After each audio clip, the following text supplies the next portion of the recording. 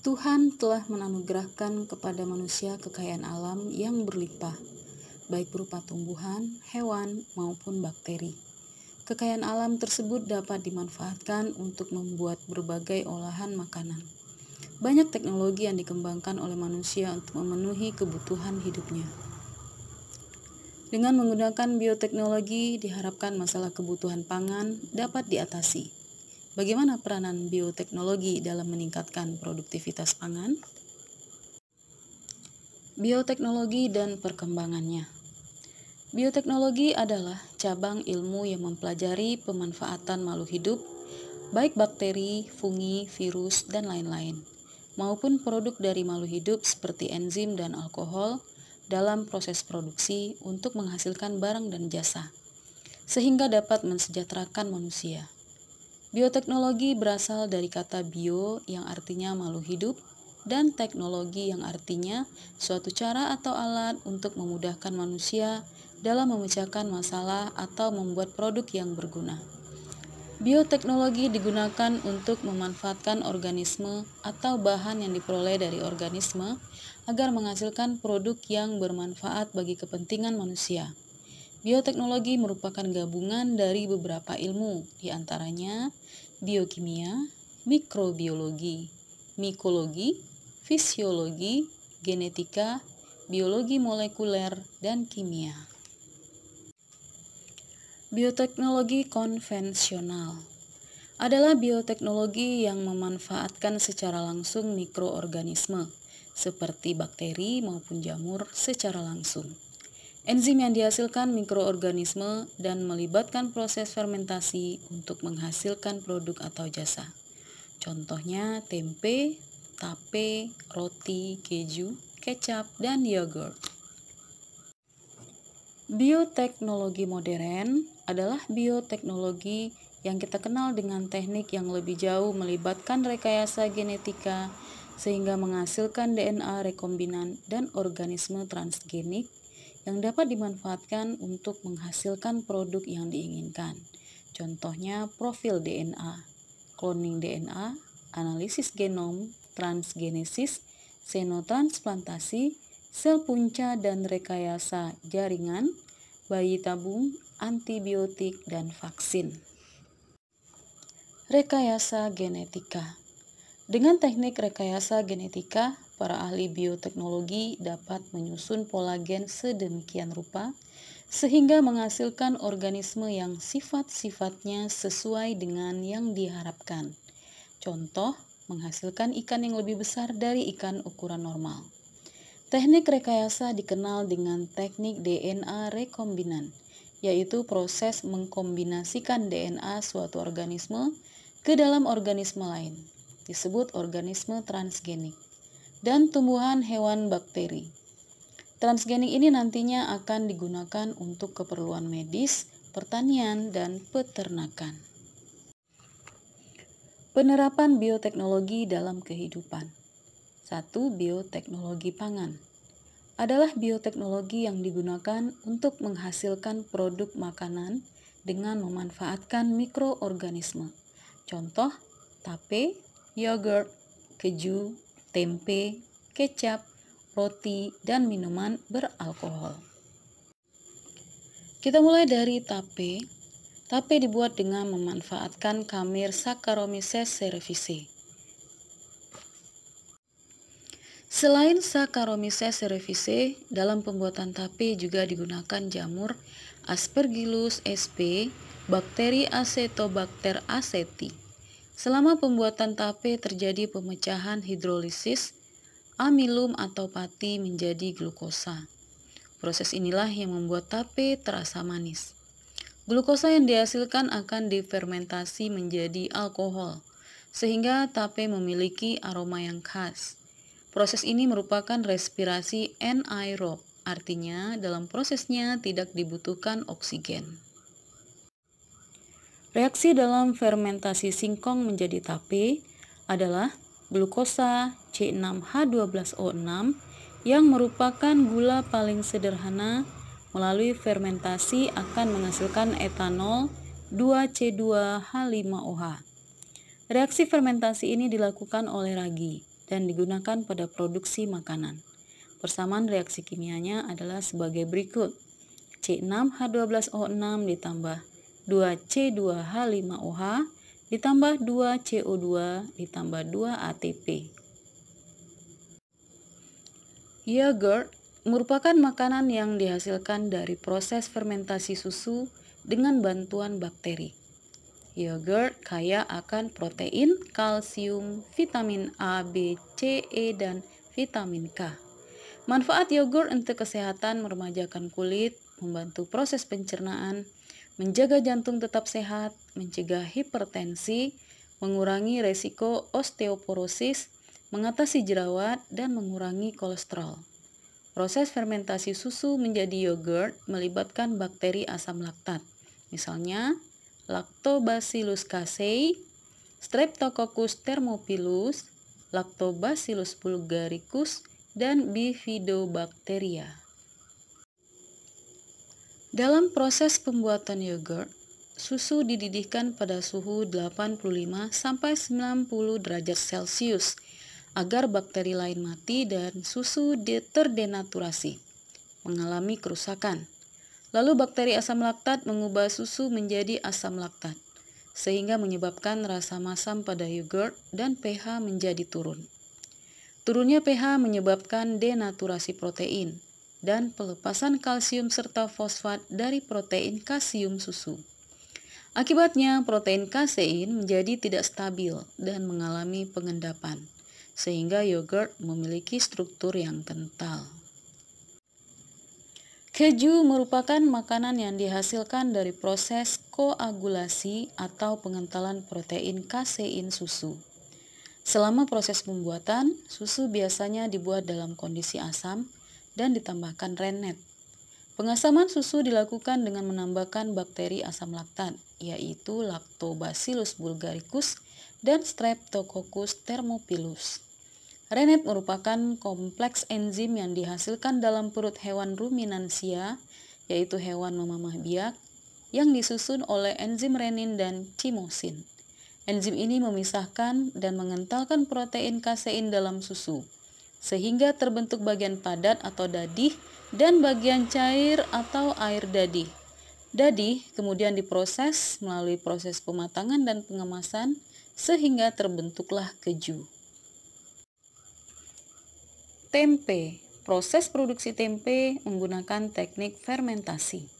Fermentasi dilakukan dengan menumbuhkan jamur Rhizopus oryzae dan jamur Rhizopus oligosporus.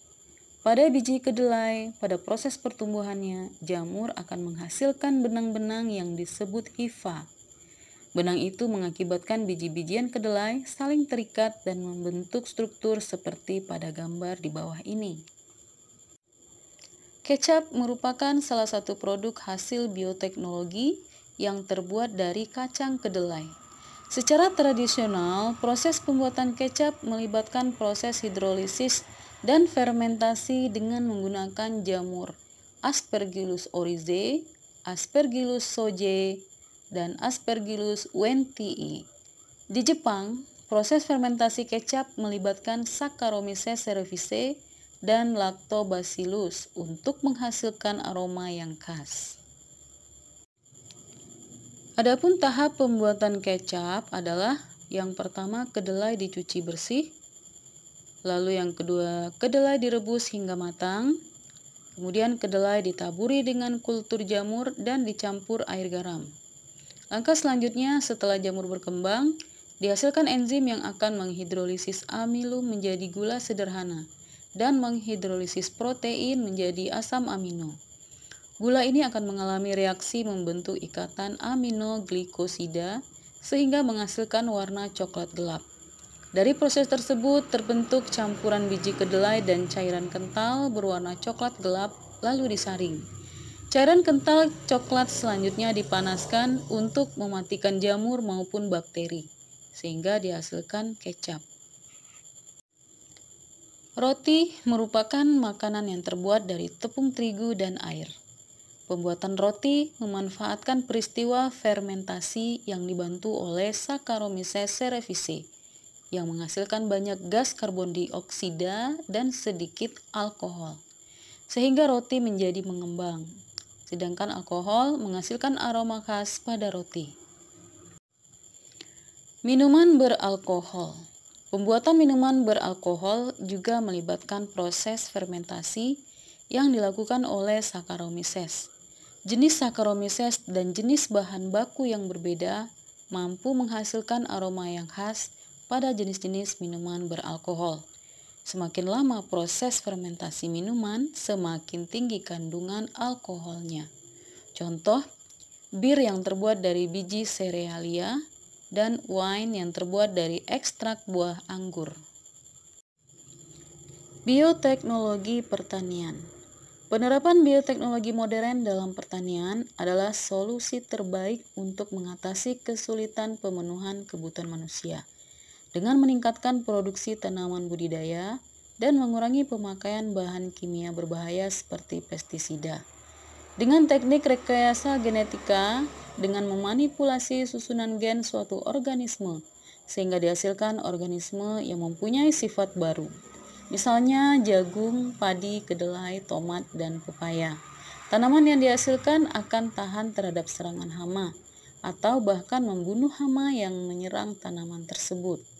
Tanaman itu tahan terhadap herbisida dan insektisida dan tidak menimbulkan reaksi alergi bagi yang mengonsumsi. Contoh, beras yang mengandung vitamin A dan zat besi, seperti beras golden rice. Di bidang pertanian telah banyak dilakukan rekayasa genetika untuk menghasilkan tanaman unggul yang dapat meningkatkan produktivitas dan ketahanan pangan. Di antaranya sebagai berikut. 1. Tanaman tomat yang tahan busuk. Yang kedua, tanaman jagung, kapas, dan kedelai yang tahan terhadap insektisida, yaitu jagung BT, kapas BT, dan kedelai BT. 3. Tanaman kapas yang resisten terhadap herbisida, yaitu pestisida pembasmi gulma.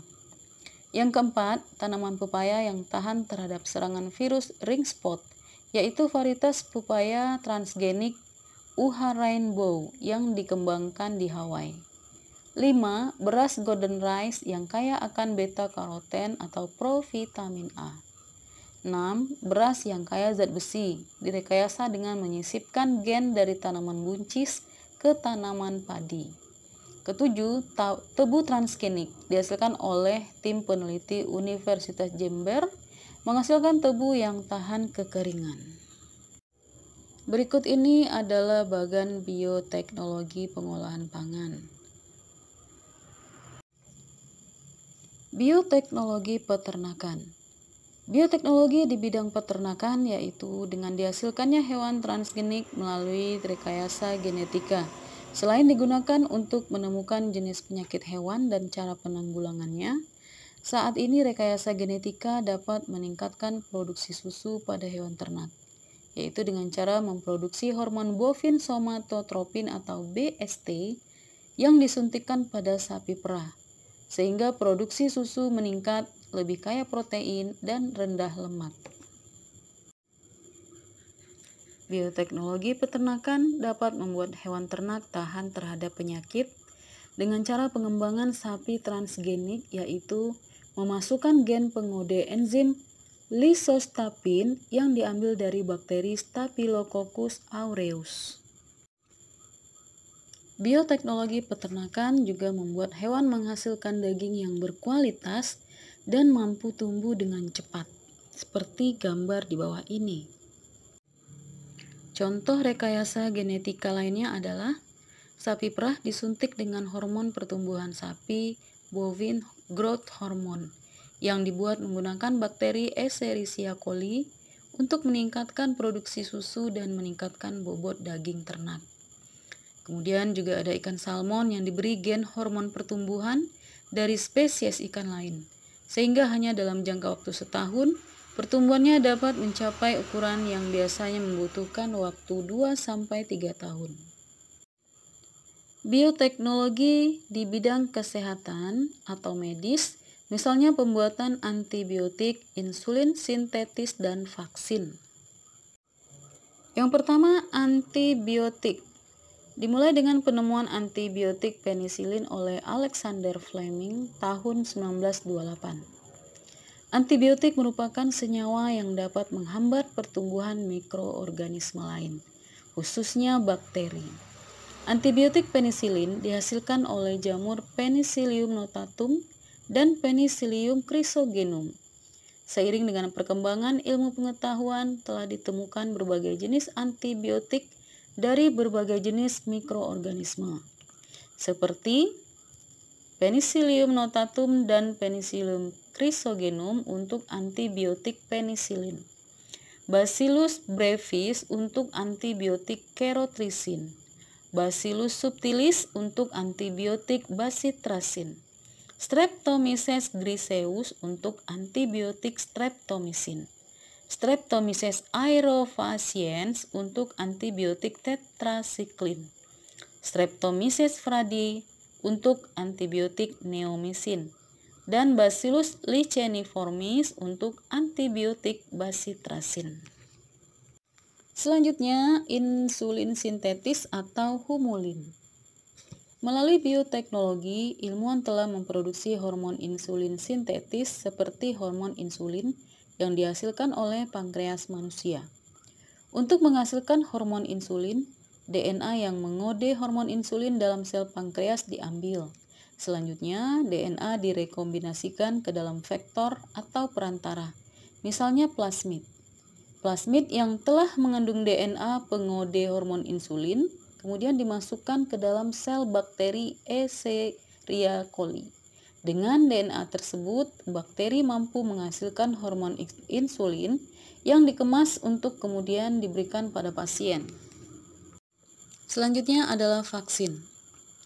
Imunisasi atau vaksinasi merupakan langkah yang sangat efektif untuk melindungi tubuh kita dari patogen-patogen yang menyebabkan penyakit. Misalnya hepatitis, polio, tetanus, campak, dan sebagainya. Vaksinasi adalah suatu proses peningkatan sistem kekebalan tubuh dengan cara memasukkan vaksin ke dalam tubuh seseorang, sehingga memiliki kekebalan terhadap penyakit yang disebabkan virus atau bakteri. Vaksin dapat berupa bakteri atau virus yang telah dilemahkan atau merupakan bagian kecil dari tubuh bakteri atau virus.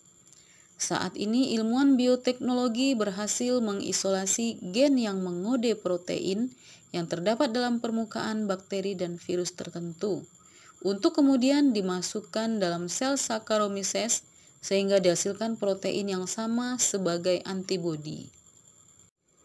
Antibodi monoklonal adalah antibodi yang spesifik untuk satu jenis antigen yang dihasilkan dari satu jenis sel limfosit B yang merupakan hasil kloning dari sel induk.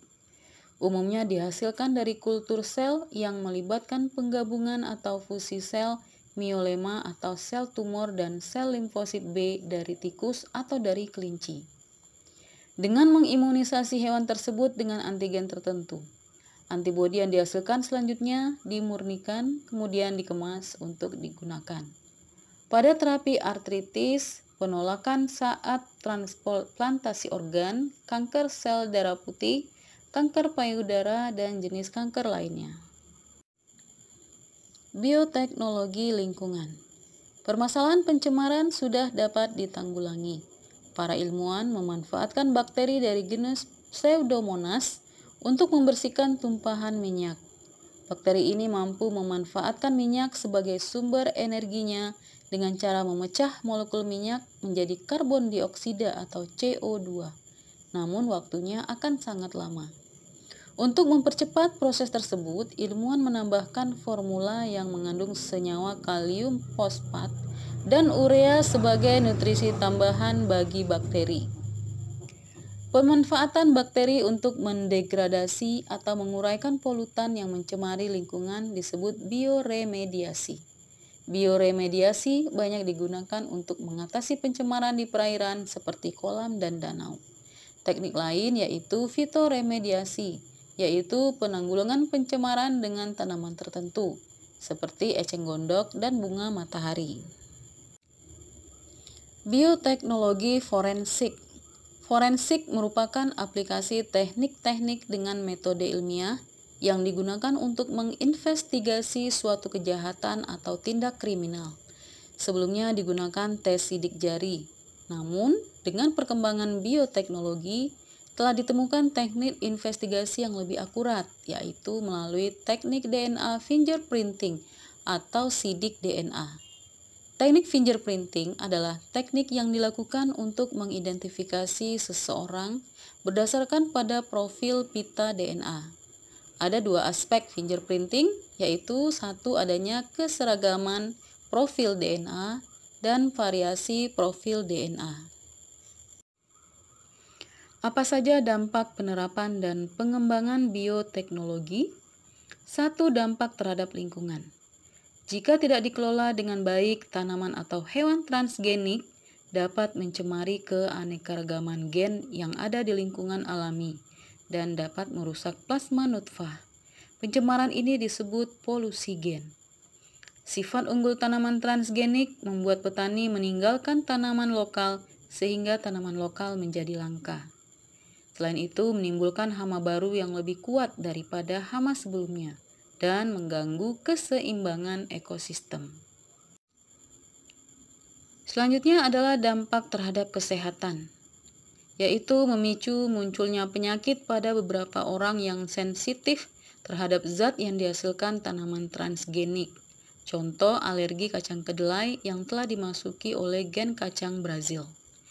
Selain itu, beberapa produk bioteknologi disalahgunakan seperti alkohol, yang bila dikonsumsi terus-menerus akan berdampak buruk bagi kesehatan. Dampak penerapan dan pengembangan bioteknologi terhadap bidang sosial ekonomi yaitu menimbulkan kerugian pada petani tradisional karena pemasaran tanaman transgenik yang sangat berlimpah dan berkualitas baik. Dalam skala besar, produk negara sendiri akan dikalahkan oleh negara maju yang memproduksi organisme transgenik dalam perdagangan internasional. Terima kasih karena sudah menonton. Silakan subscribe.